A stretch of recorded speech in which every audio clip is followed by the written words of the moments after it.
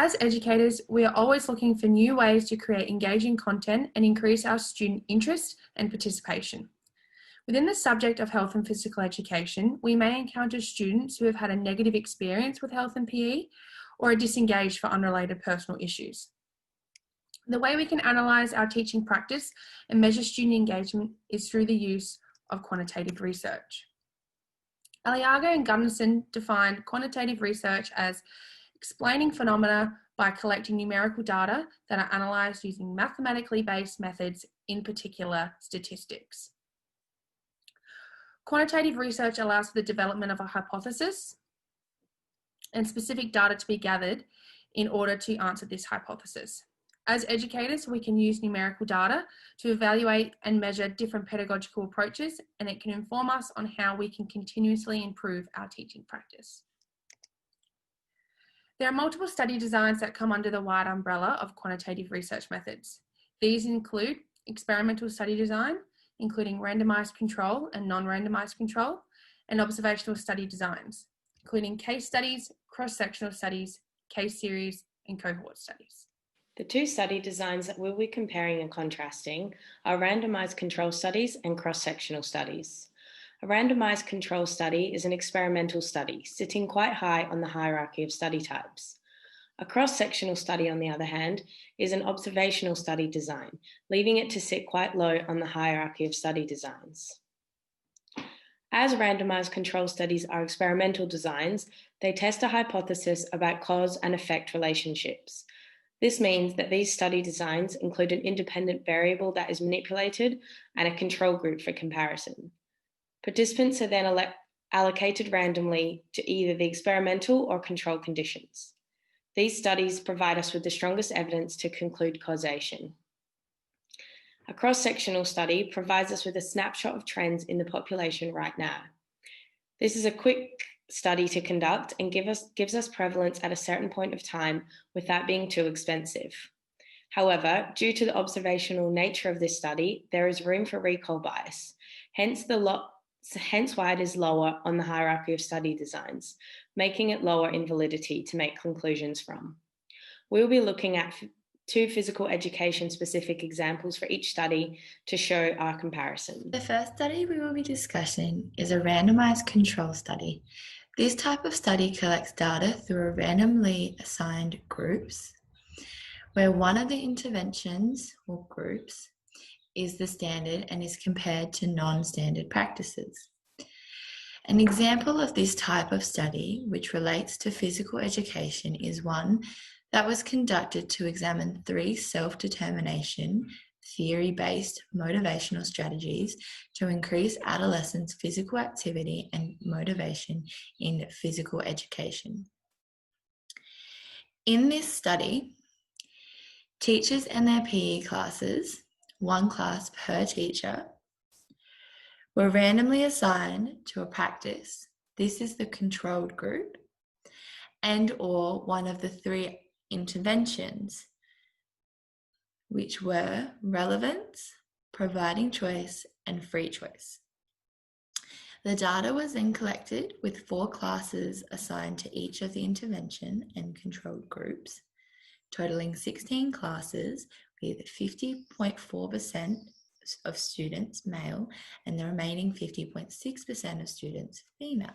The second study we will be discussing is a cross-sectional study. A cross-sectional study collects data from an entire population or a sample of that population at a certain point in time. As we can see with the diagram, the steps that it takes to collect to quantify the data.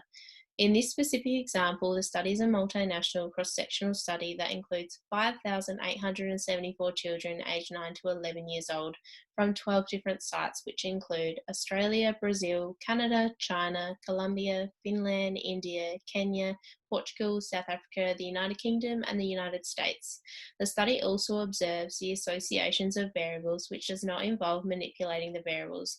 For example, the study examines the associations between participation frequency in physical education classes through a questionnaire, and it objectively measures physical activity and sedentary behaviour in children from 12 countries with all different levels of development through observation. So in this study, the data was collected over a short time frame of 3 months post and pre-intervention, October to December.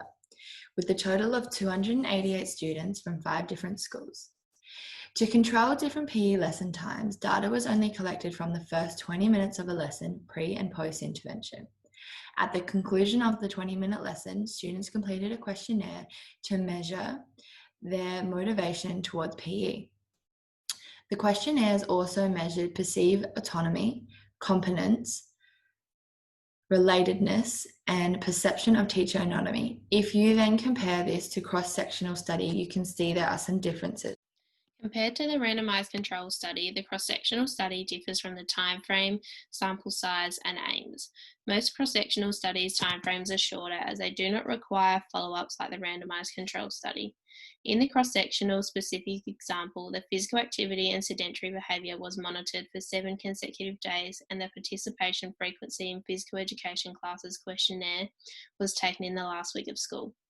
However, the whole study collected data during the school year at each study site, which occurred between September 2011 and December 2013, which could have been due to the sample size being quite large, consisting of 5,874 children compared to the randomized control study sample size, only consisting of 228 students. The aims of the study also differ between the two studies, with the cross-sectional study having less aims. In the specific cross-sectional example, this study aimed to examine the associations between participation frequency in physical education classes and objectively measure physical activity and sedentary behaviour in children from 12 countries at all different levels of development.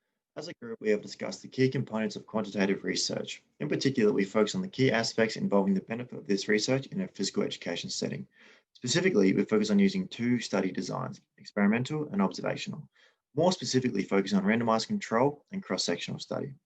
Randomized control is organized and planned over a long period of time. This study is also responsible for altering an independent variable in a controlled environment to get the result. In this case, using a physical education classroom as the setting. A cross-sectional study is a study that is randomized with no variable change. This is done by collecting data from an observational point of view over a short period of time. This is done by comparing a conventional practice to a non-conventional practice. This study is cost-effective and considered the cheaper form of research. Unfortunately, this can be altered by the perception of bias, and even though it's quick and inexpensive, the data is only represented by what is happening in a particular point in time. Both studies have plenty to offer in form of analysing the data. However, using a randomized control study is going to provide us with the strongest form of evidence. Moving forward, as physical educators, we can use quantitative research to inform our teaching practices. This will be beneficial for the increase of student engagement and overall student success. By identifying different trends in the statistics, it will help us better alter our teaching practices.